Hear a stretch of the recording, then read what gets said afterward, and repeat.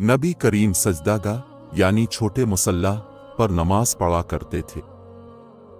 मैं रसूल अल्लाह के आगे सो जाती और मेरे पांव आपके क़िबला में होते। जब आप सजदा करते तो मेरे पांव को आहिस्ता से दबा देते। मैं अपने पांव समेट लेती और अब जब खड़े हो जाते तो मैं उन्हें फिर फैला देती। इन दिनों घरों में चिराग भी नहीं हुआ करते थे। रसूल अल्लाह अपने घर के बिछोने पर नमाज पढ़ते और हज़रत आयशा रज़ी अल्लाह अन्हा आपके और क़िबला के दरमियान इस तरह लेटी होती जैसे नमाज के लिए जनाजा रखा जाता। नबी करीम इस बिछोने पर नमाज पढ़ते जिस पर आप और हज़रत आयशा रज़ी अल्लाह अन्हा सोते और हज़रत आयशा रज़ी अल्लाह अन्हा आपके और क़िबला के दरमियान इस बिस्तर पर लेटी रहती। हम नबी करीम के साथ नमाज पढ़ते थे।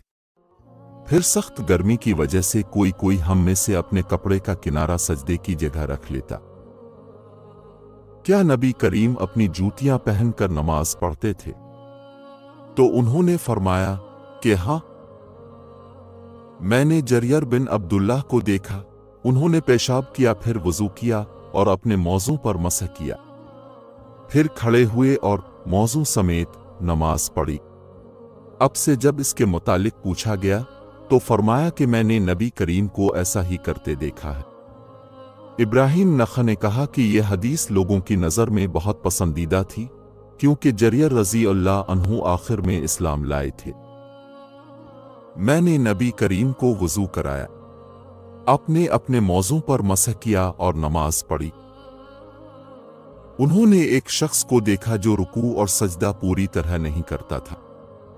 जब इसने अपनी नमाज पूरी कर ली तो हुज़ैफा रज़ी अल्लाह अन्हु ने फरमाया कि तुमने नमाज ही नहीं पढ़ी। अबू वाइल रावी ने कहा, मैं ख्याल करता हूं कि हज़रत हुज़ैफा रज़ी अल्लाह अन्हु ने यह भी फरमाया कि अगर तो ऐसी ही नमाज पर मर जाता तो हज़रत की संत पर नहीं मरता। नबी करीम जब नमाज पढ़ते तो अपने बाजुओं के दरमियान इस कदर कुशादगी कर देते कि दोनों बगलों की सफ़ेदी जाहिर होने लगती थी।